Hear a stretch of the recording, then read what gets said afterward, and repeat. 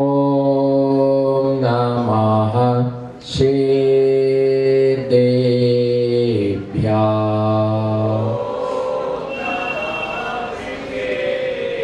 ॐ नमः श्रीदेव्याः।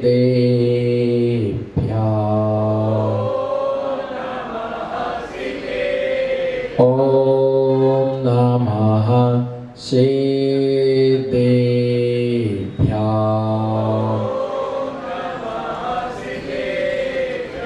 मंगलम भगवान वीरो मंगलम गौतमो गणी मंगलम कुंद कुंदद्यो जैन धर्मोस्तु मंगलम जैन धर्मोस्तु मंगलम। जय बोलो अनंतानंद सिद्ध परमेष्टि भगवान की। वर्तमान शासन नायक वर्धमान स्वामी की। मम गुरु परम पूज्य आचार्य भगवान श्री 108 विराग सागर जी मुनिराज की।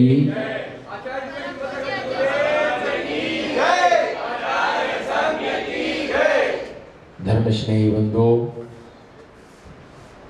आचार्य अमित गति स्वामी ने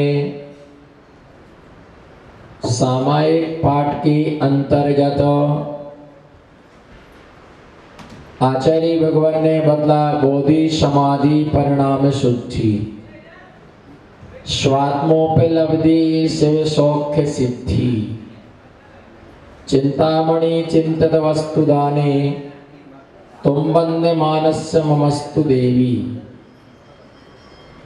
जैनागम ये कहता है द्रव्य शुद्धि के साथ साथ भावों की शुद्धि भी आवश्यक है। भावों की शुद्धि के बिना आत्मा की सिद्धि संभव नहीं है। परिणामों के अशुद्ध होने के कारण से त्रियंच गति मिलती है। परिणामों के अशुद्ध होने के कारण से जीव नरकायु का बंध करता है। परिणामों की अशुद्धि के कारण से जीव पंच स्थावरों में जन्म लेता है। परिणामों की अशुद्धि के कारण से जीव विकलत्रयों में जन्म लेता है। परिणामों की अशुद्धि के कारण से जीव निंदे पर्यायों के लिए प्राप्त होता है, जो सम्यक सहित पर्याय होती है। सम्यक दर्शन का महात्म्य इतना है, बोलो। सम्यक दर्शन का महात्म्य इतना है कि सम्यक दर्शन को धारण करने वाला जीव नियम से वैमानिक देवों में उत्पन्न होता है। सम्यक दर्शन शुद्धा नारक त्रियंग नपुंसक स्त्रीत्वानि दुष्कुल वक्रतलपायु दरिद्रताम ब्रजंती नाप व्रतिका। आचार्य शमंत्रभद्र स्वामी ने रत्नकांड श्रावकाचार में सम्यक दृष्टि के अनुत्पत्ति के स्थान के विषय में लिखा है कि सम्यक दृष्टि जीव किन्हीं किन्हीं स्थानों पर उत्पन्न नहीं होता। सम्यक दृष्टि जीव किन्हीं किन्हीं स्थानों पर उत्पन्न नहीं होता है, तो सम्यक दर्शन शुद्धा। सम्यक दृष्टि जीव नरक गति में जन्म नहीं लेता है, त्रियंच गति में सम्यक दृष्टि नहीं जाता है, वह नपुंसक पर्याय के लिए प्राप्त नहीं होता है, स्त्री पर्याय में जन्म नहीं लेता है, सम्यक दृष्टि विकलांग नहीं होता है, सम्यक दृष्टि जीवा दरिद्री कुल में जन्म नहीं लेता है, सम्यक दृष्टि जीवा अल्प आयु वाला नहीं होता है, सम्यक दृष्टि जीव अपंग नहीं होता है। ध्यान रख करके चले। आचार्य शमंत्रभद्र स्वामी ने अनुत्पत्ति के स्थानों में बताया कि सम्यक दृष्टि जीव कभी भी बहरा नहीं होता है। जो बहरा होता है, बोलो जो बहरा होता है वह सम्यक दृष्टि नहीं होता है। जो सम्यक दृष्टि होता है वह बहरा नहीं होता है। पिछली पर्यायों में सम्यक दर्शन का पालन नहीं किया, इसलिए आज इस पर्याय में उसे बहरा होना पड़ा। सम्यक दृष्टि अंधा नहीं होता है।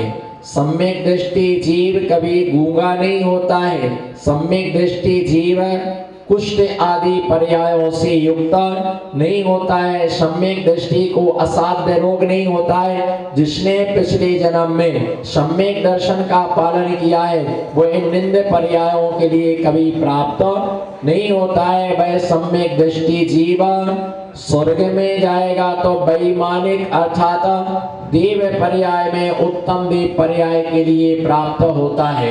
उत्तम देव पर्याय के लिए प्राप्त करता है, चक्रवर्ती बनता है, मंडलेश्वर बनता है, महामंडलेश्वर बनता है, चक्रवर्ती का वैभव पाता है, कामदेव बनता है। ऐसे उत्तम पदों के लिए वह प्राप्त करने की योग्यता रखता है और धीरे धीरे वह अनंतर पर्यायों में घातिया कर्मों का नाश करके कैवल्य ज्ञान के लिए प्राप्त करता है। और सम्यक दर्शन की 16 कर्ण भावनाएं जो तीर्थंकर प्रगति के बंधे में 16 कर्ण भावना है, उन 16 कर्ण भावना के बल पर तीर्थंकर जैसे महान साम्राज्य के लिए प्राप्त करता है। कौन? सम्यक दृष्टि। एक सम्यक दर्शन पालन करने का इतना महान फल है। किसका? सम्यक दर्शन पालन करने का इतना महान फल है, पर देश व्रतों का पालन करने का कितना महान फल नहीं होगा। देशव्रती 16वें स्वर्ग तक गमन करता है। सम्यक दृष्टि जी पहले दूसरे स्वर्गों में सौधर्म और ईशान स्वर्ग में जन्म लेता है और यदि सम्यक के साथ में देशव्रती बन जाता है तो वह 16वें स्वर्ग तक गमन करता है। और यदि वही महाव्रती बन जाता है तो महाव्रती बनने के बाद गिरिविक अनुदिश पंच अनुत्तर यदि उसने घाती अघातिया कर्मों का क्षय कर दिया है तो ऐसे महामुनिराज सिद्धत्त अवस्था के लिए प्राप्त करते हैं। एक सम्यक दर्शन की महिमा इतनी है कि मात्र देव शास्त्र गुरु का क्या करो, यथार्थ श्रद्धान करो। लेकिन विशेष बात यह है कि जब तक कसाएं मंद होंगी नहीं, बोलो जब तक कसाएं मंद होंगी नहीं, कसायों का क्षयोपशम होगा नहीं, क्रोध कसाय जाएगी नहीं, मान कसाय जाएगी नहीं, माया कसाय जाएगी नहीं, लोभ कसाय, जब तक इन 4 कसायों का क्षयोपशम अथवा क्षय होगा नहीं तब तक श्रद्धान रूप परिणाम कभी श्रद्धानुरूप परिणाम होगा नहीं। और इसके लिए दिया कि भगवान के पास आना, चावल चढ़ाना, सिर झुकाना ये भिन्न बात होती है, लेकिन श्रद्धा के साथ में दर्शन करना भिन्न बात होती है। अपना कर्तव्य एक व्यक्ति इसलिए भगवान के दर्शन करने के लिए जाता है कि जैन कुल में जन्म लिया है। कहाँ पर? और मंदिर नहीं जाएंगे तो कोई क्या कहेगा? बोलो मंदिर नहीं जाएंगे तो कोई क्या कहेगा? इसलिए कम से कम एक बार भगवान के सामने सिर पटकाओ, घर वाले भी खुश, भगवान भी खुश, मंदिर का माली भी खुश और समाज के लोग भी खुश, है ना? समाज के लोग भी खुश और पुण्य टाएं खुश। बस इसलिए मंदिर आया कि जिससे घर के लोगों को रहे कि हम मंदिर कराए, पर समाज के लोगों को लगे कि यहाँ जैन साहब, कौन से साहब, उसने भी साफ बनने की कोशिश है पूरी की। जैन साहब मंदिर आए थे, इसी प्रकार से क्या है, महाराज को भी एक बार शकल दिखा दो तो महाराज भी क्या रहेंगे, सामने वाला बहुत भगत है, मंदिर आया था, परंतु एक अंदर की भावना से भगवान का दर्शन करना, भगवान के दर्शन करने मात्र से असंख्यात बुरी कर्मों की क्या होती है, निर्जरा होती है। अब प्रश्न ये उठता है, इतने दिन से धर्म कर रहे, बोलो इतने दिन से धर्म कर रहे हैं, इतना धर्म करते हैं, इतना धर्म करते हैं, इतने दिन से धर्म कर रहे हैं हम, लेकिन आज तक कितने कर्म नष्ट हो गए आपके बताइए। 4 घातिया कर्मों में से कितने कर्म आपके नष्ट हो गए। इतने दिन से पूजा कर रहे, अभिषेक कर रहे, ये सब क्रियाएं आप कर रहे हैं। कोई व्रत भी करता 10 लक्षण की, 10 उपवास भी कर लिए, किसी ने 10 एकादशी भी की, नित्य प्रति पूजन पाठ किया, कितने कर्म नष्ट हो गए आपके। 1 का 7 बचे होंगे 8 में से। नहीं, हमको क्या पता, हम अपनी जाने, तुम्हारी थोड़ी जानेंगे। अपना अपना जानो, एक दूसरे पर ढूंढने की कोशिश मत करो। जैसे महाराज को सब पता है, महाराज को सब पता है। अरे हमको सब पता होता तो हम गुमास्ता नगर में क्यों बैठे होते, हम सिद्धालय में नहीं बैठे होते भाई। यदि हम सब जानते होते, सबको जानने वाला केवल ज्ञानी, हम संसारियों के बीच में क्यों रहते भैया। महाराज जाने, महाराज जाने, अपना अपनी करनी आप करे, सिर औरन के धरता। बोलो अपनी करनी, बोलो अपनी करनी आप करे, सिर और इनके धरता। जैसे कई लोग ऐसे रहते कि महाराज मुझे शादी नहीं करना थी, मेरी तो बिल्कुल इच्छा नहीं थी, 1% इच्छा नहीं थी, बोलना हाँ जी। ऐसे बैरागी, कपटी बैरागी, ये फ्रंट लाइन में बैठे, ये चारों सब। ये अंकित भी बोला था मुझे शादी बिल्कुल नहीं करना थी महाराज, मेरी बिल्कुल इच्छा ही नहीं थी। मैं आपको कहा आपके चरणों की कसम, मैंने कहा मतलब मेरे चरण भी मेरे, कसम भी मेरी। बोले आपकी कसम, शादी में करना ही थी, लेकिन क्या करे, मम्मी ने जबरदस्ती करा दी, पापा ने जबरदस्ती करा दी, मेरी इच्छा नहीं थी। अरे भैया अगर तेरी इच्छा नहीं थी तो वरमाला किसने डाली।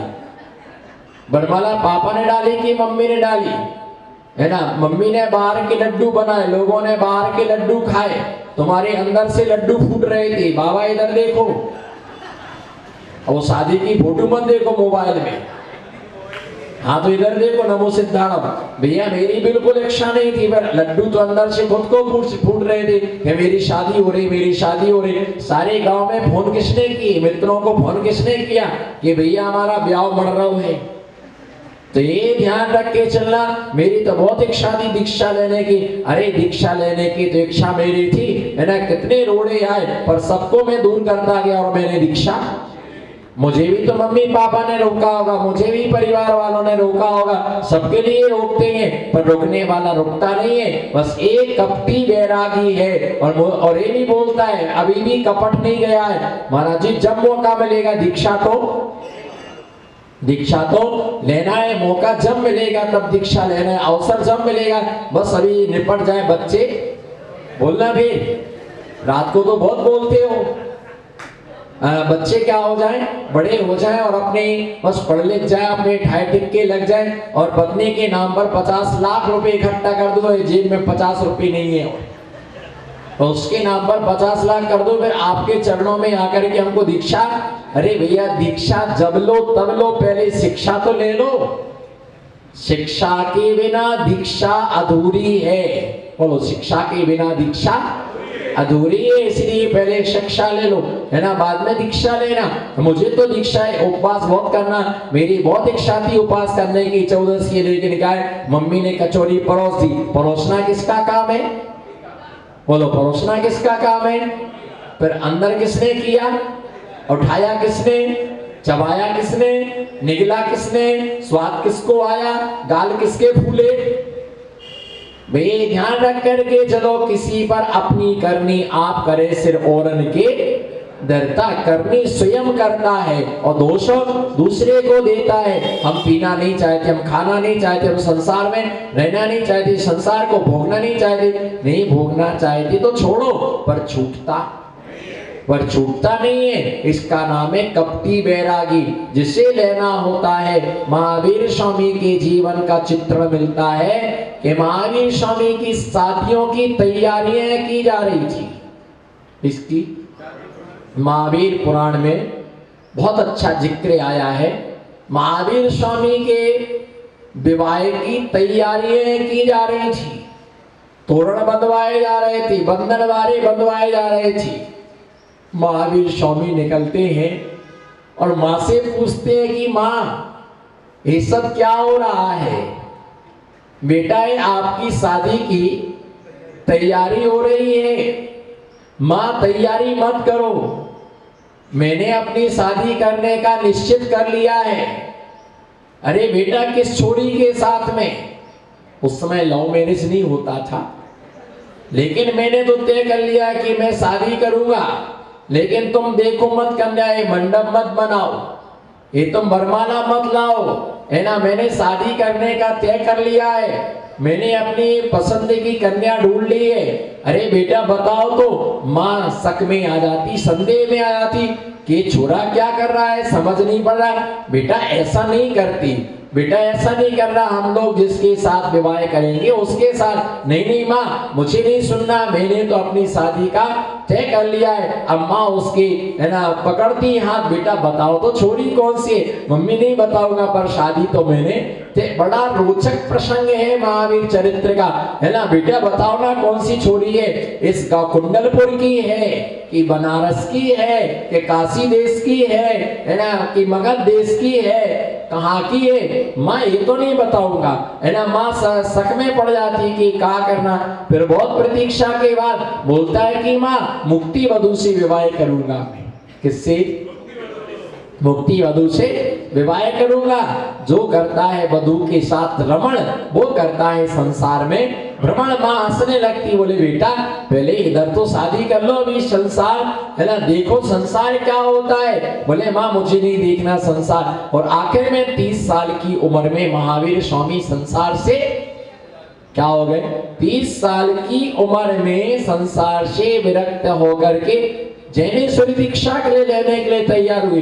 जब वो दीक्षा लेने के लिए जा रहे थे और आगे आगे बढ़ रहे थे, तो उसकी माँ बाल के लिए खोल करके पीछे पीछे रुदन मचाती हुई जा रही थी। बेटा मान जाओ, बोलो ना बेटा मान जाओ, घर में रहो, घर में क्या कमी है? बोलो घर में क्या कमी है?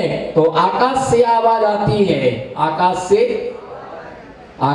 से आवाज आती है कि घर में सब कुछ हो सकता है, पर घर में संयम नहीं हो सकता है, घर में त्याग नहीं हो सकता है, घर में वैराग्य नहीं हो सकता है, घर में चार धर्म का पालन नहीं हो सकता है। क्योंकि भोग की सैया पर कभी योग धारण नहीं किया जाता है, और योग की सैया पर कभी भोग धारण नहीं किया जाता है। माँ रोती उठ जाती, बेटा लौट आओ, बेटा लौट आओ, मान जाओ, मत जाओ दीक्षा लेने के लिए। माँ की आंखों में आंसू निश्चित होते हैं, माँ रोती है, माँ तड़पती है, माँ चीखती है, माँ चिल्लाती है, लेकिन बेटा सुनता नहीं है और वह आगे आगे बढ़ता जाता है। और माँ एक बार थक जाती है और वन प्रदेशों के बीच रुक जाती है और आखिर में वापस लौट आती है। और वन प्रदेशों में, वन खंडों में, है ना, अनेक नदी के किनारों पर, नदी के तटों पर अनेक जगह महावीर स्वामी दीक्षा लेकर के, है ना, भ्रमण करते हैं, विहार करते हैं। कभी वृक्षों के नीचे, कभी कोटरों में, यत्र तत्र संयम की साधना में वो संलग्न रहते हैं। वैराग्य उसे होता है जिसका दिल पत्थर दिल हो जाता है। क्या? वैराग्य उसे होता है जिसका दिल पत्थर के समान मजबूत हो जाता है।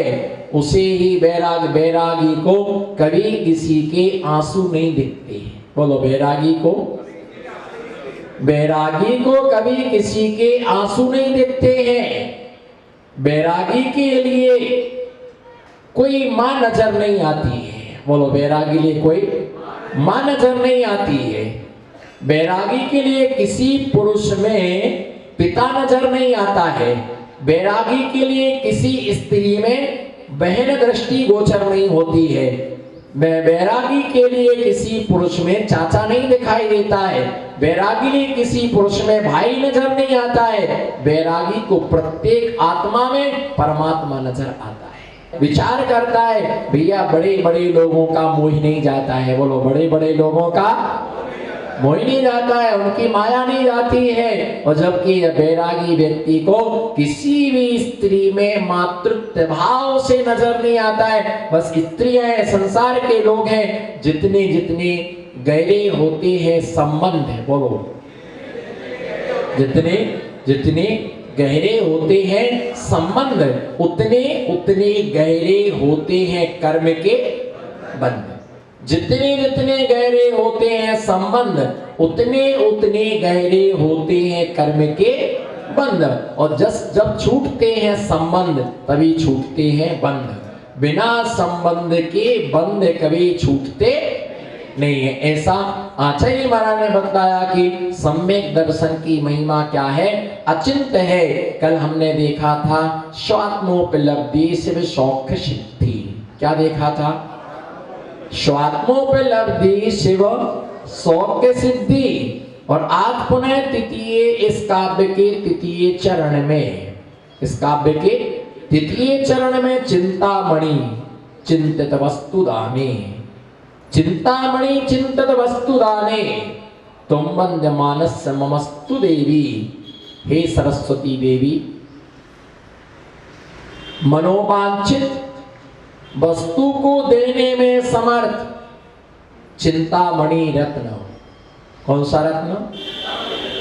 चिंतामणि रत्न। बिना मांगे पदार्थों को देने वाला ये क्या है? महान रत्न है।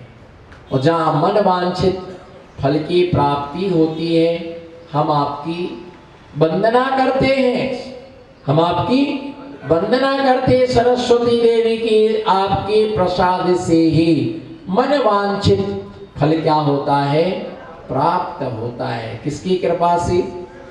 सरस्वती की कृपा से। सरस्वती अर्थात भगवती, सरस्वती अर्थात भारती, सरस्वती अर्थात जिनवाणी माता। और हम जिस समय जिनवाणी की स्तुति करते हैं उस समय यही कहते हैं कि माता तू दया करके, माता तू दया करके, माता तू दया करके कर्मों से, बोलो माता तू दया करके कर्मों से छुड़ा देना। इतनी सी विनय तुमसे चरणों में, चरणों में लगा देना। हे जिनवाणी माता, मैं आपसे प्रार्थना करता, माता तू दया करके, दया करके, माता तू दया करके मुझ पर, बालक पर दया करके, माता तू दया करके कर्मों से छुड़ा देना। इतनी सी विनय तुमसे चरणों में, मुझे चरणों में जगह प्रदान करना अपने वश्य के लिए। तो ऐसी वह जिसके पास जिनवाणी का ज्ञान होता है उसकी बुद्धि कभी खराब नहीं होती। सरस्वती का वरदान सबको नहीं मिलता है, सरस्वती की कृपा सब पर नहीं होती है। जिस पर गुरु की कृपा होती है उसे सरस्वती का वरदान प्राप्त होता। पहले कहते थे स्कूल में पढ़ने जाते, मासा मारे धम्म धम्म, बोलो माशा मारे धम्म धम्म और विद्या आवे छम्म छम्म। ऐसा करो ना, मासा मारे धम्म धम्म और विद्या आवे छम्म छम्म। और मालूम आजकल तो माता अगर टीचर्स बच्चे को मार दे तो पेरेंट्स पहुंच जाते, पेरेंट्स पहुंच जाते। मालूम केवल ज्ञान किसे होता है? केवल ज्ञान मुनियों के लिए होता है, बिना पीछी के ज्ञान नहीं होता है। बिना पीछी के मना पर्याय ज्ञान और बिना पीछी के केवल ज्ञान नहीं होता है। पीछी के बिना मति ज्ञान, शुद्ध ज्ञान, अवधि ज्ञान हो सकता है। बोलो पीछी के बिना, पीछी कमंडल के बिना, बोलो पीछी कमंडल के बिना मति ज्ञान, शुद्ध ज्ञान, अवधि ज्ञान हो सकता है, लेकिन मना पर्याय और केवल ज्ञान पीछी कमंडल के बिना नहीं हो सकता है। 28 मूल गुणों के बिना अवधि, मना पर्याय ज्ञान, केवल ज्ञान नहीं हो सकता है। शुद्ध ज्ञान में भी 11 अन्य 14 पूर्व का ज्ञान भी बिना पीछी कमंडल के नहीं हो सकता है। अवधि ज्ञान में भी परमावधि, उस सर्वावधि ज्ञान नियम से दिगंबर मुनिराज को ही होता है। देशावधि चारों गति में हो सकता है, लेकिन परमावधि सर्वावधि जो ज्ञान है वह ज्ञान नियम से दिगंबर महामुनिराज को ही होता है। तद्वा मोक्षगामी को होता है। देशा परमावधि सर्वावधि अवधि ज्ञान को प्राप्त करने वाला जीव उसी भाव में असंयम को प्राप्त नहीं होता है, मिथ्यात्व में नहीं आता है, नियम से परम केवल ज्ञान को प्राप्त होता है। बिना पीछे के मना पर्याय और केवल ज्ञान नहीं होता है। बचपन की एक बात याद आई, बोलो बचपन की एक। अब आपने किया वो काम की नहीं किया, पर मैंने जरूर किया। जन श्रुति में ऐसी मान्यता है कि बच्चे लोग महाराज के पास जाते हैं, महाराज के पास जाते तो बोलते महाराज एक पीछी का पंख दे दो। क्या करते हैं? हाँ, अब ज्ञान पड़ा आपको। ट्यूबलाइट धीरे धीरे जल रही पर जलेगी, महाराज एक पंख दे दो। तो महाराज बोलते क्या करना, क्या करोगे पंख? महाराज मैं अपनी पढ़ने की किताब में रख दूंगा तो विद्या। ऐसे इन बुढ़े लोगों की नहीं बोल रहा मैं, आपकी तो महिमा आप ही जानो। एक ऐसा कौन भाव बनाता है?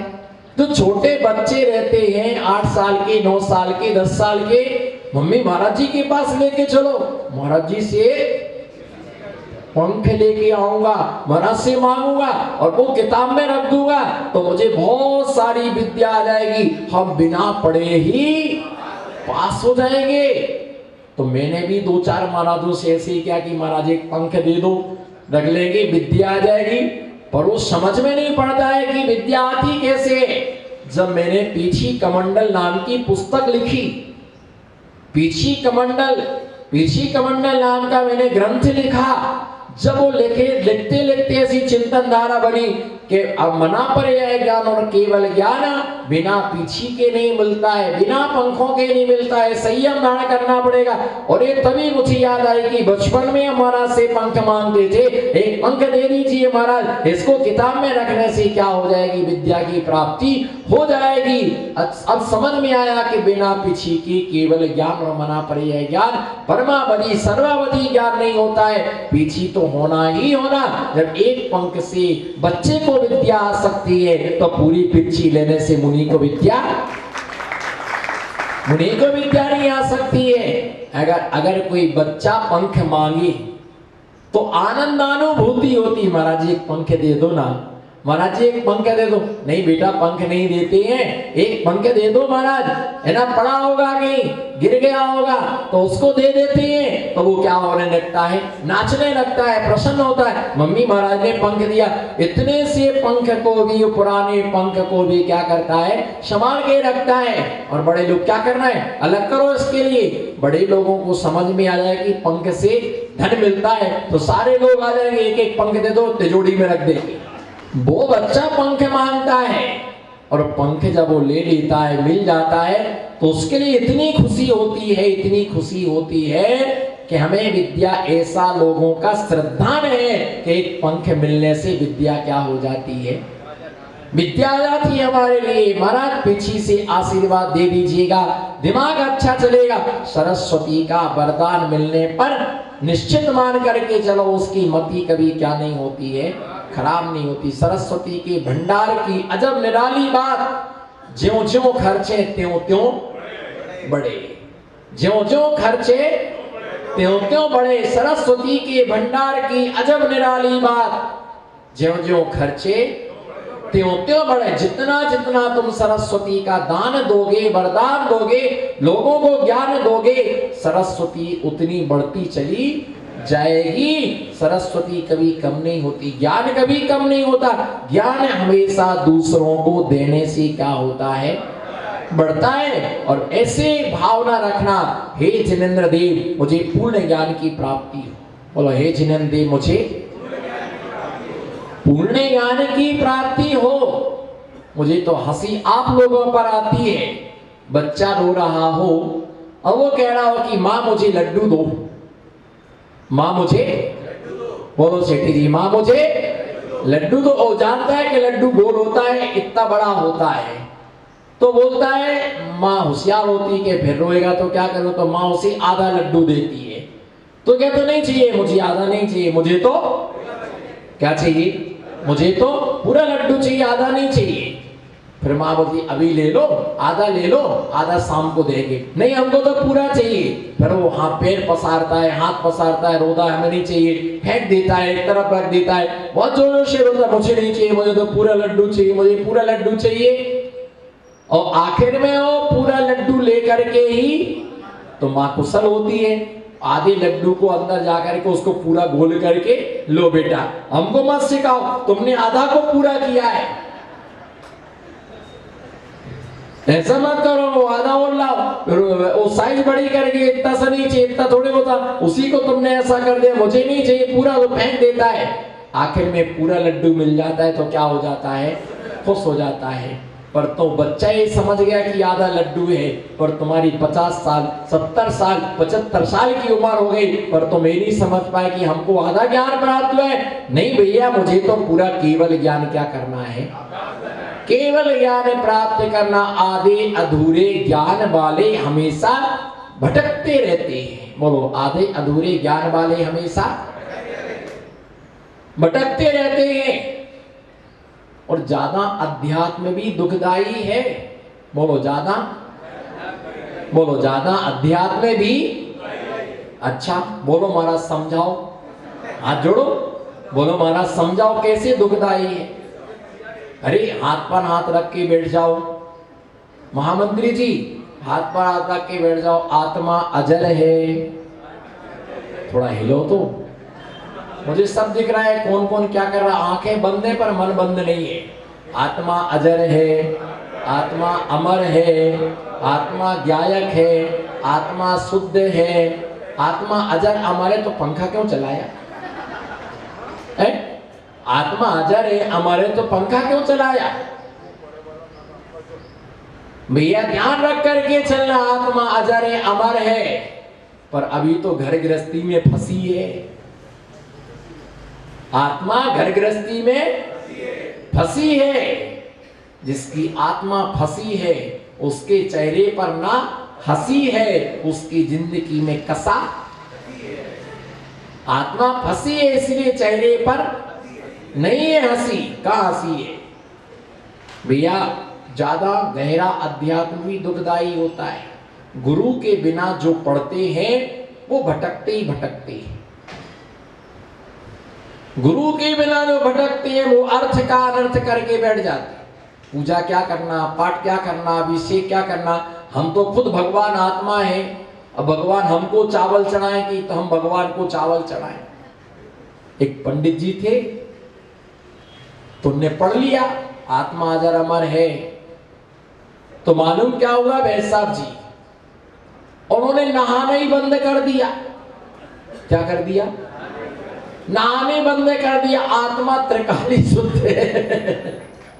बोलो ना, आत्मा वो बोल ही नहीं रहा जिसकी आत्मा त्रिकाली शुद्ध है। बोलो आत्मा क्या नहाना, बोलो क्या क्या नहाना, क्या धोना। आत्मा त्रिकाली शुद्ध है। तो जो अशुद्धि है वो किस में है? शरीर में है। तो गुरु जी के 3-4 चेले थे, तो चेले से कहा कि जाओ भिक्षा लेके आओ। तो बढ़िया वो भिक्षा लेकर के आए। तो शिष्यों ने कहा कि गुरुजी नहा लो, स्नान कर लो, स्नान करने के बाद फिर भोजन करना। अरे बोले क्या नहाना है? हमारे आत्मा के अंदर ज्ञान गंगा कुंड भरा हुआ है, हम तो उसमें रोज नहाते रहते, डुबकी लेते रहते। इसमें बोलो ना, सब बोलो। अंत का निष्कर्ष नमो सिद्धारम। हमारी आत्मा के अंदर ज्ञान का कुंड भरा हुआ है, जैसे सोनागर में बजनू कुंड, राजगिरी में ठंडा कुंड, गरम कुंड। आत्मा के अंदर ज्ञान का कुंड भरा हुआ है, हम तो उसमें क्या डुबकी लगा लगा के दिन भर नहाते ही रहते हैं। आत्मा त्रिकाली शुद्ध है, क्या नहाना, ये शरीर तो पुद्गल की पर्याय है। ठीक है भाई, उनने भोजन कर लिया बिना नहाए। अब चेला तो अच्छा, चेला तो चेला, पर गुरुजी को समझा के तो रहेंगे। अच्छी गर्मी का टाइम, मई जून का टाइम, और ऊपर से सूर्य आग उगल रहा है, नीचे धरती तप रही है, और मध्य में गरम गरम लपटे चल रही है। भिक्षा लेने के लिए गया, इडली बढ़िया कचौरी लाया, मैसूर पाक लाया, काजू लाया, सब गरिष्ठ गरिष्ठ सामान, घी के पकवान लाया, एक लोटा भर घी लेके आया। आज गुरुजी को सब पिलाना है। लाया और गुरुजी को परोस दिया। गुरुजी आज तो बहुत पुण्य का उदय आया। बोलो जी क्या? आज बहुत माल मिला है। आप बिठाल के हवा कर करके गुरुजी को सारा माल, जैसे ही पानी का लोटा उठाएं, गुरुजी पानी मत पियो, पानी तो कभी भी मिल जाएगा, माल सटकाओ। मान लो पानी शाम को पी लेना, अभी तो आप, और सब माल खाते गए, डट के खाया। और गर्मी में प्यास तो लगती है, पानी चाहिए। अब शिष्य ने कहा कि गुरुजी आप थोड़ा सा कमरे में क्या कर लो, आराम कर लो। ठीक है, वो अंदर गए पाटे पर, वो आराम करने लगे। गुरुजी ने अंदर से कुंडी लगा ली और यहाँ शिष्य ने बाहर से कुंडी लगा दी। और घंटे भर के बाद माल ने अपना असर दिखाया। माल ने अपना मैसूर पाक ने उस गुरु को महसूस कराया। बाटियों ने बाट लगाई, ढोकला ने खोखला किया, चक्की ने पीस डाला, काजू ने राजू की याद दिलाई। अब पंडित गुरुजी की आत्मा तड़प रहा है, पानी पानी पानी पानी, बोलो ना, मुझे ठेका क्यों दे दिया, पानी पानी पानी। अब खूब प्यास लगे गुरुजी को, खूब गला सूखे, कमंडल भी अंदर नहीं धरने दिया, कोई भरोसा नहीं सटका जाए, तो कमंडल भी बाहर रखा। अब बस अब पानी पानी पानी पानी पानी मांगे, पानी मांगे। अब पानी तो मिले ही नहीं वहां पर। वो 4 बज गए, खटखटाया, गुरुजी गुरुजी, है ना शिष्य, ए चेला खोलो खोलो। बोले क्या है गुरुजी? प्यास लग रही है, पानी चाहिए। गुरुजी आपकी आत्मा के अंदर ज्ञान कुंड में पानी भरा है, 2 लोटा निकाल करके, 2 लोटा निकाल के उस दिन आपने ज्ञान कुंड में स्नान किया था ना, आपने नहाया था, तो अब ज्ञान कुंड से निकाल के, अरे भैया वो ज्ञान कुंड के पानी से प्यास नहीं बुझती है। तो शिष्य ने कहा ज्ञान कुंड के पानी से प्यास नहीं बुझती है तो ज्ञान कुंड में स्नान भी नहीं किया जाता है, जल से ही शरीर की शुद्धि होती है, स्नान करना पड़ता है। उस दिन उनको समझ में आया, बोले ठीक है आज के बाद नहा के भोजन करूंगा। बाहर निकाला, पानी पिया, तब तसल्ली आई। ऐसे सूखा अध्यात्म बिल्कुल सूखा है, बस यही बोलते आत्मा परमात्मा में भगवान हूं, मैं भगवान हूं, मैं परमात्मा हूं, मैं ऐसा सोचने मात्र से कोई परमात्मा नहीं हो जाता है। परमात्मा बनने के लिए प्रयास करना पड़ता है, पुरुषार्थ करना पड़ता है, भावना के लिए जगाना पड़ता है, व्रतों के लिए धारण करना पड़ता है। बिना व्रतों के कोई परमात्मा, अगर बिना व्रतों की परमात्मा कोई बन जाता तो मैं गांव-गांव क्यों घूमता, मैं गली-गली क्यों घूमता, मैं करपात निहार क्यों करता, मैं केशों का लोचन क्यों करता, मैं इस देह के वस्त्रों का त्याग क्यों करता, मैं स्नान मूल गुण का पालन क्यों करता, हरे भरे परिवार को छोड़ करके क्यों आता। परमात्मा बनने का एक ही मार्ग है, एक कोई मोक्ष मग्गो, बोलो एक कोई मोक्ष मग्गो, शेषा अमग्या जाने। मोक्ष का मार्ग एक ही है, बाकी शेष सब उन मार्ग हैं। शेष सब क्या है? शेष सब उन मार्ग हैं जो एक है, वही मोक्ष का मार्ग है। सम्यक दर्शन ज्ञान चारित्राणि मोक्ष मार्ग। ज्ञान होना अलग बात है, अलग रख दो इस बात के लिए, बोलो ज्ञान होना अलग बात है, और समीचीन ज्ञान होना अलग बात है। जानना भिन्न बात है, और क्रिया करना भिन्न बात है। ना कोई पदार्थ अच्छा है, बोलो अनंत भाई, ना कोई पदार्थ अच्छा है, ना कोई पदार्थ बुरा है, पदार्थ जैसा है वैसा है। बोलो अध्यक्ष महोदय, पदार्थ ना अच्छा है ना बुरा है, पदार्थ जैसा है वैसा है, पर अच्छा क्यों लगा, बुरा क्यों लगा? हमारे मन ने कह दिया कि पदार्थ तो अच्छा हो गया, हमारे मन ने कह दिया पदार्थ बुरा है तो बुरा हो गया। आप तो बच्चों जैसी हरकतें कर रहे हो। छोटा बच्चा बोलता है पापा बहुत अच्छे हैं क्योंकि लेटेस्ट 100 का नोट दिया। मम्मी बुरी है क्योंकि मम्मी ने एक थप्पड़ मारा। और फिर कभी कहता है कि मम्मी बहुत अच्छी है क्योंकि मम्मी ने 100 का नोट दिया है और पापा ने थप्पड़ दिया है। तो बच्चे हैं वो, तो उन्हें जहां चॉकलेट मिल जाए वो अंकल अच्छे, जहां बिस्कुट का पैकेट मिल जाए वो अंकल अच्छे। उनको तो क्या कुछ भी नहीं, तो साइकिल पर घुमा दो तो बोलते है ना सामने वाले अंकल बहुत अच्छे, पापा से भी अच्छे अंकल है, चाचू से भी अच्छे अंकल। उनको क्या हो, तो बच्चे हैं, बच्चों को क्या है। तो कोई वस्तु ना अच्छी है, बोलो जी ना कोई वस्तु, बोलो गोपाल, ये भगवान जी अभी तक गोपाल ही है।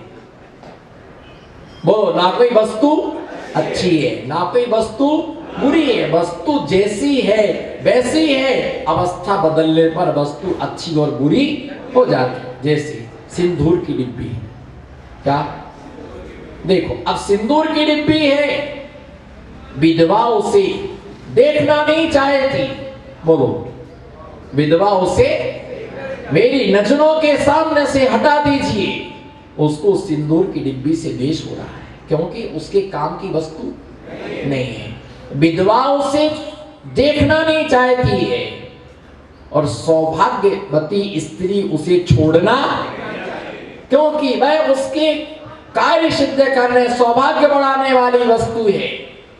एक को विधवा को द्वेष, सौभाग्यवती को राग, और एक कुमारी कन्या है, ना उसे राग है ना उसे द्वेष है, उसे उससे कोई मतलब नहीं है, रखी रहे पड़ी रहे कोई उठाए, क्योंकि उसे उससे कोई मतलब ही नहीं है। तो वस्तु एक ही है और परिणमन 3 प्रकार से होता है भैया। इस बात के लिए ध्यान में रख करके चलना, इस बात को हमेशा ध्यान में रख के चलना। वस्तु जैसे हमारी राग देश के कारण से वस्तु में ऐसा परिणमन होता है, ऐसा परिणमन होता है। घर में 2 बहुएं, सच बताना, आप लोग झूठ मत बोलना। आपकी 2 बहुएं है ना, हाँ खड़े रहो आप, सच बताना झूठ मत बोलना। आज उलझ गई कैसे, और मुझे पक्का है कि सच नहीं बताएगी, बुद्धि नहीं बताएगी ये सच, इसको बुढ़ापा काटना है। भैया किसी की 2 बहुएं हैं, जब शादी तो एक बहू जो है ना उससे दहेज नहीं मिला, दहेज नहीं मिला, उसके पिता ने पैसा नहीं दिया, धन नहीं दिया, पर बहू बहुत अच्छी और काम घर का पूरा संभालती है, समझना, काम पूरा संभालती है, बहुत अच्छा व्यवहार है उसका। और दूसरी बहू आई, वो काम धाम तो कुछ नहीं करती, पर उसके पिता ने माल इतना दिया, ठेल ठेल के माल दिया। आपको जज करना है, आपको निर्णय पर पहुंचना है विनय भैया। एक बहू आई तो काम पूरा करती, पर धन नहीं आया उसके साथ में, पर दूसरी बहू जो आई उसके पिता ने ठेल ठेल के माल दिया, 50 तोला सोना दिया, 50 लाख केस दिए, फ्रिज दिया, कूलर दिया, सब कुछ दिया। बताओ आपका झुकाव किसकी तरफ होगा? हमारे तरफ देखो, एक दूसरे को मत देखो। सच बोलो, मैं पहले कह दे, सच को स्वीकार नहीं कर सकते। आपका झुकाव किस बहू के तरफ होगा? एक का भी मौन नहीं खुल रहा है, वो आप मत खोलो, आप मौन मत खोलो, आप खोलो, जिनका मौन खुलवाना वही खोलो। अगर मौन नहीं डाला ना तो खाजा नहीं बनता है। आटे अगर बिल्कुल खुसखुसा बनाना है तो आटे में घी का क्या डालना पड़ेगा? हाँ, मौन डालना पड़ेगा। 2 चम्मच घी डाल दीजिएगा और थोड़ा उसको आटे को ऐसा मिला दीजिएगा, देखो क्या सॉफ्ट पूड़ी बनती है, क्या सॉफ्ट खाजा बनता है। आपको तो खैर मालूम ही है, इन्होंने खाजा के ऊपर पीएचडी की है। तो भैया ध्यान रख के चलना, मौन के बिना खाजा नहीं बनता और मौन के बिना मुक्ति का राजा नहीं बन सकता, क्योंकि आज तक किसी को बोलने वाले को मोक्ष नहीं हुआ है, मौन धारण करने वाले को ही क्या हुआ है, मौन रहने वाले को मोक्ष होता है। बताइए किसकी तरफ आपका झुकाव होगा? आपका झुकाव काम वाली बहू के प्रति नहीं, आपका झुकाव माल वाली बहू के प्रति होगा। देखो उसको ताने मारेंगे, देखो उसके पिता ने इतना दिया, देखो उसके पिता ने इतना दिया, देखो उसके पिता ने। अब ठीक है, बहू एक दिन सुनती रही, 2 दिन सुनती रही, 3 दिन सुनती रही, 4 दिन, 4 महीना, साल भर सुनती रही। अब उसको चढ़ा ठीक है, एक 8 दिन को मम्मी हम घर जा रहे हैं, हम घर जा रहे हैं 8 दिन के लिए। 8 दिन को घर क्या चली गई, डोकरी को रोटियों के लाले पड़ गए। अब कहो माल वाली से कि बनाओ माल, मेरे से नहीं होता है, मेरे हाथों की स्किन खराब हो जाएगी। खाओ तो खाओ, मरो तो मरो, मेरी तो तबीयत ठीक नहीं है, हम तो नहीं बनाए, चाय भी नहीं बनाए। अब बुढ़ी लगी बनाने को, बुढ़ा को भी पिला रही, खुद भी पी रही, और छान करके कप रखा, जब तक गेट खोलने गई तब तक बहू पी गई चाय। वो तो बिल्ली जैसा हुआ, जैसे दूध छान के रखा और गेट खोलने गए तब तक बिल्ली पूसी बिल्ली पूरे दूध पी गई। और चाय रूसी बहू चाय पी गई और सास देख, अब गाओ गुण गाओ। फिर झक मार के फोन लगाया, माया आ जाओ, माया आ जाओ। तो माया ने फोन किया, है तो मायावती, है तो मायावती, माल आया है, लो। अब क्या करेगा भैया? अध्यक्ष महोदय एक जने बोले, सोने की चाय से, सोने के कप से चाय पीते हो? अरे कप पीते हो कि चाय पीते हो? पेट में क्या जाएगा? कप की चाय। सोने की थाली में भोजन करते, भूख किससे मिटेगी? रोटी से कि थाली से? बस ये तो अभिमान है कि सोने की थाली में खाया। जब तक सोने की थाली में खाते रहोगे, नरेश जी कुछ नहीं काम कह के, नरेश बीवी का आर्डर होने पर झाड़ू भी लगाते। बस वो झूठ ना बोले, सच बोल दे तो बता दो, आप सही बता दो कभी कभी, तो वही तो पीयूष की हालत है। कौन नहीं करता? भले बोलते ठीक है, हमारी अर्धांगिनी है, करना पड़ता, संसार सबसे 4 चक्के से गाड़ी चलती है, एक पंचर हो जाए तो कैसे का महाराज करना पड़ता है। अब तुम कहा जानो, तुम्हारा ब्याह ही नहीं भाव महाराज। अब शादी होती तो उनको पता होता कि बीवी को कैसे संभाल के रखा जाता, बीवी को ऐसे संभाल के रखा जाता जैसे कांच का गिलास हो। पूछो सचिन से। तो भैया ठीक है ना, काम करना पड़ता है। पेट किससे भरेगा?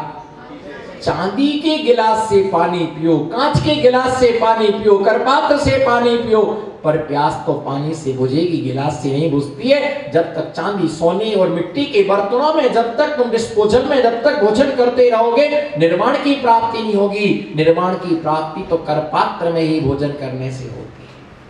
करपात्र में भोजन करने, क्योंकि निर्ग्रंथों को ही निर्माण होता है। जैसे वस्तु के लिए प्राप्त करने के लिए, चिंतित वस्तु के लिए, चिंतामणि चिंतित वस्तु दाने तुम बंद मानस ममस्तु देवी। हे देवी, मैं आपकी आराधना करता हूं कि आपके समान कोई दूसरा चिंतामणि रत्न नहीं। बोलो, आपके समान कोई दूसरा चिंतामणि रत्न नहीं है। और 4 चीजें हमेशा ध्यान में रख के चलना अशोक जी। चिंतामणि रत्न है, बोलो बोलो, ऐसा करो ना। चिंतामणि रत्न 1, कामधेनु गाय, कामधेनु गाय, कल्प वृक्ष और अमृत रसायन। ये 4 चीजें हर किसी को नसीब नहीं होती।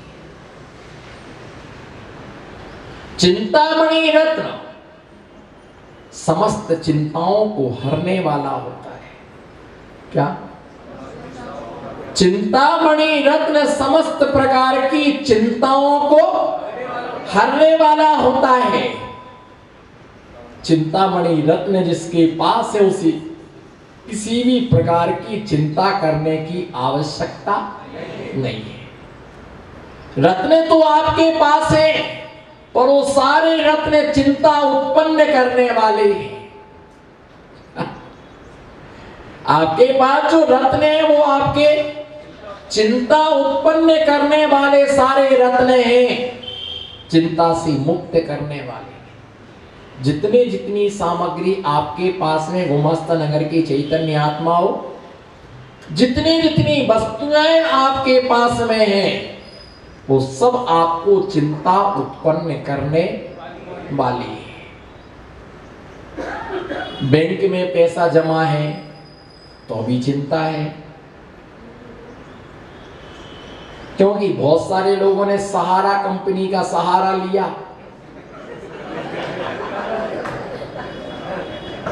हम भी थोड़ी थोड़ी जानकारी रखते हैं,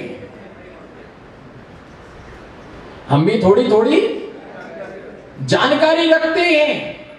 सहारा बैंक का सहारा लिया और बैंक ही भग गया, डूब गए लोगों। अब चिंता तो ही वो वापस कई लोग हमारे बोले महाराज जी आशीर्वाद दे दो तो कुछ आपकी का किताब छपा देंगे। मैंने हट करम का कल्ला, मेरे लिए रिश्वत लेने आया है, मिल जाएगा तो देंगे, नहीं मिला तो कहेगा आप आशीर्वाद बढ़िया दो, तो मैंने घटिया कब दिया। ऐसे ऐसे लोग हैं, एक तो आशीर्वाद ले जाते उसमें भी घटिया, और अरे सबको बढ़िया आशीर्वाद देते। दिगंबर मुनिराज कभी किसी को बद्दुआएं नहीं देता। कभी किसी को तुम कितना भी अहित कर देना, तुम हमारा कितना भी बुरा कर लेना, पर मैं तुम्हारा बुरा नहीं सोचूं। मैं किसी का बुरा सोच करके अपना बुरा नहीं करूंगा। मैं तुम्हारा बुरा नहीं सोचूंगा, तुम कितना भी हमारा बुरा सोच लो, और तुम्हारे किसी के बुरा सोचने से हमारा बुरा कभी होता नहीं है। और एक पिक्चर है ना कि भैया एक कौआ का है ना झूठ बोले, और कौआ के काटने से कभी ढोर नहीं मरते, कौआ के कोसने से कभी ढोर मरते कभी नहीं मरते। तो जब ये सारे पदार्थ चिंता करने वाले, मेन रोड पर मकान बना तो चिंता लगी, सड़कें चौड़ी होंगी तो 10-10 फुट कट जाएगा, 10-10 फुट कट जाएगा। अनेक प्रकार की चिंताएं संभाल संभाल के रखो। जितनी कीमती वस्तु होगी उसे उतना छिपा करके रखना पड़ता है, उतना छिपा के रखना पड़ता है। कम कीमती वस्तु होती है तो वो आराम से रखी रहती। भैया ये ध्यान रख के चलना, चिंतामणि में जितने पदार्थ हैं वो सब चिंता, जितने तुम्हारे पास पदार्थ है वो चिंता को उत्पन्न करने वाले, और हमारे पास जो पीछे और कमंडल है चिंताओं से मुक्त करने वाले। अगर एक भी तिनका किसी के पास है तो तिनका संकल्प और विकल्प को उत्पन्न करने वाला होता है। और ये चीजें ऐसे इसको कोई उठा के भी नहीं ले जाएगा, पीछे ले जाके करेगा क्या हो। अगर कोई पीछे लेकर के गली में से निकले तो रोड पर कपड़े फाड़ देंगे लोग। कमंडल ले जाके करेगा क्या, उसको समझ ही नहीं पड़ेगी इसका उपयोग कैसे करना।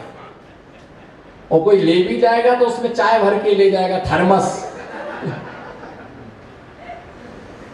ऐसे भी लोग हैं, चाय भर लेंगे, अच्छा ठंडी नहीं होगी। अरे भाई ये थर्मस नहीं है, एक कमंडल है। ये क्या है? और ये पीछे ले जाएंगे। बहुत सारे लोगों के घर में पीछी है ना, है ना? किसके घर में पीछी है? हाँ, आपने तो 750 रुपए में बोली ली थी ना शुल्लक जी की। और क्या बोली सी ली होगी, कोई ने ब्रश से ली होगी। पीछी है वो पन्नी में टंगी, एक कोने में टंगी हुई है पीछी। भैया ध्यान रख के चलना, पीछी कमंडल चिंताओं से मुक्त करने वाली वस्तु है। जितने लोग तुमसे जुड़े वो तुम्हारी चिंताओं को बढ़ाने वाले, और हमसे जितने लोग जुड़ते वो चिंताओं से मुक्त होने वाले होते हैं। चिंतामणि रत्न की प्राप्ति होना बहुत दुर्लभ है। और ऐसी वस्तु को अपने पास में कदापि नहीं रखना चाहिए। गुमास्ता नगर के चक्रवर्तियों के जो चिंता को उत्पन्न करे, जो हमें सोने ना दे, जो हमें खाने ना दे, जो हमें जीने ना दे, जो हमें सुख से रहने ना दे, ऐसी वस्तु का संग्रह कुछ बोलो ना, कुछ तो बोलो। वैसा जी मोहन बैठे हो, अरे ध्यान रख करके चलना, जो जो तुम्हारे पास है वो सब चिंताओं का सागर है। वो सब क्या है? चिंताओं का सागर है, चिंताओं में डुबाने वाला है। उन वस्तुओं से कारण से वो जी भी नहीं पाता अच्छी तरह से। जिसका मकान छोटा है वो भी क्या है? चिंता में डूबा हुआ है। जिसका बड़ा मकान है वो चिंता में डूबा है। जिसका मकान छोटा है वो भी चिंता में। एक बच्चा है तो भी चिंता है, दो है तो भी चिंता है, शादी हो गई तो भी, और नहीं भाई तो चिंता है। उससे ज्यादा मम्मी पापा को चिंता है। बच्चे नहीं है तो चिंता है, बच्चे हैं तो चिंता है। और चिंता चिता समायुक्ता बिंदु मात्र विशेषता, चिंता दहती सजीव कम, चिता दहती निर्जीव कम। जो चिता होती है वो निर्जीव को दहती है, और जो चिंता होती है वो सजीव को, सजीव के जिंदा जी को। तो सारे पदार्थ चिंता को उत्पन्न करने वाले, पर चिंतामणि रत्न जो होता है वो चिंता से कामधेनु गाय मनानुकूल वस्तुओं के लिए प्रदान करती है।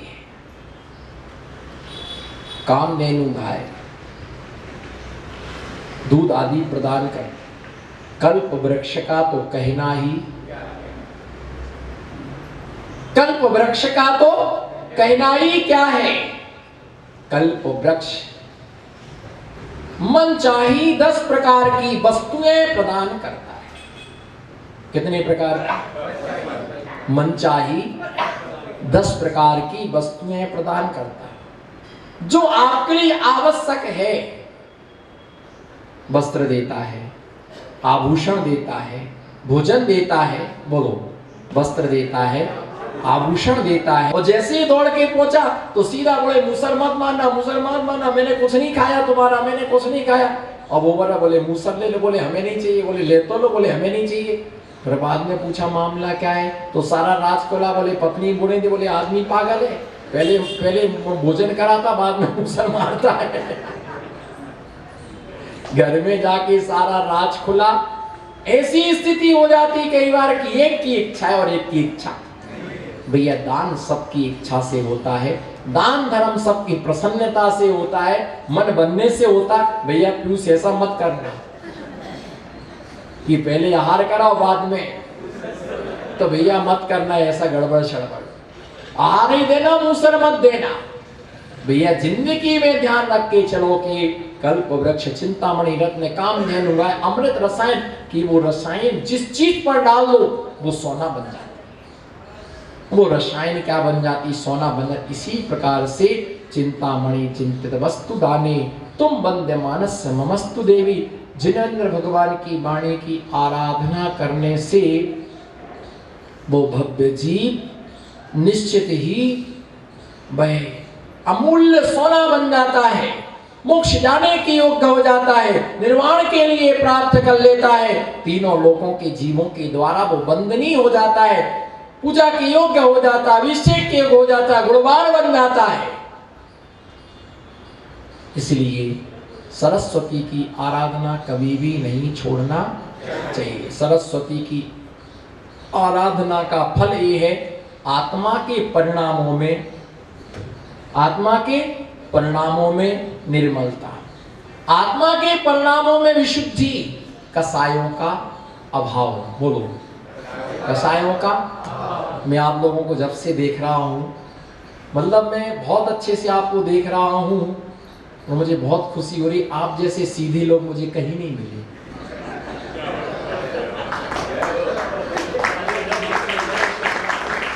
इस सामने वाले को कुछ असर ही नहीं हो रहा है। मतलब देखो तो कितने पत्थर दिल बन के बैठे इनको। मतलब मैंने इतनी खुशी व्यक्त की, आप जैसे सीधे लोग हमें कहीं नहीं मिले। कितने आप बिल्कुल शांति से बैठे, ना हिल रहे ना डुल रहे। मतलब 1 घंटा हो, किसी ने ये तक नहीं कहा कि महाराज जी चाय पिला दो। एक ने भी नहीं बोला। कितने मतलब ये भी नहीं कहा कि महाराज जी पानी पिला दो। हम इतनी दूर से, मतलब हम सुदामा नगर से चल के आए, कितनी महिलाएं हम इतने पूजा करते हो, बहन जी आए कितनी, है ना, कितने लोग आए, हम गर्मी से आए। किसी ने एक भी नहीं कहा कि पंखा धीरे चल रहा है, गर्मी लग रही है, नीचे बैठे पत्थर अत्थर नीचे चुभ रहे हैं, किसी ने कुछ भी नहीं कहा। मतलब इतने सीधे लोग। अब अगर किसी के रिश्तेदारी में जाते ना, अगर वो पानी नहीं पिलाता, कर्म का कल्ला, कान पकड़े, आज के बाद कभी नहीं जाऊंगा। और इतने दिन से बैठे, मैंने एक भी चाय नहीं पिलाई, तो अभी रोज आकर के बैठते। कितने सीधे लोग। धन्य है मेरा, कितना पुण्य है। अच्छा सच बताओ, इतने सीधे घर पर बैठते हैं? इतने सीधे घर पर बैठते? सेठी जी ने तो सीधे सीधे स्वीकार कर लिया। कटघरे में खड़ा करे उससे पहले सिलेंडर हो जाओ। सचिन वो छोड़ दो कपड़ा, कटघरे में खड़ा करे उससे अच्छा पहले सिलेंडर हो जाओ। और जो हो जाता है सिलेंडर, उसका बन जाता है। मुझे बोलने तो दो। सेठी जी को बहुत ज्ञान प्रकट हो रहा है। प्रवचन तो नहीं देते घर में। भैया ध्यान रख के चलाओ, प्रवचन देंगे, बोले टिफिन तैयार करो, ये बातें मत करो। कितने सीधे लोग हैं। अभी घर में होते तो 2-3 बार तो ऐसे लोग हैं, कुछ नहीं तो कच्ची भिंडी पीछे से खाते रहते हैं। वो विकास को याद आ गया, परसों खा रहा था। कुछ भी नहीं बनाओ तो कच्ची भिंडी लेकर के खाते रहे, कुछ नहीं तो माचिस की काढ़ी चचोड़ते रहेंगे जैसे अमृत झर रहा हो उसमें। कुछ ना कुछ चाहिए।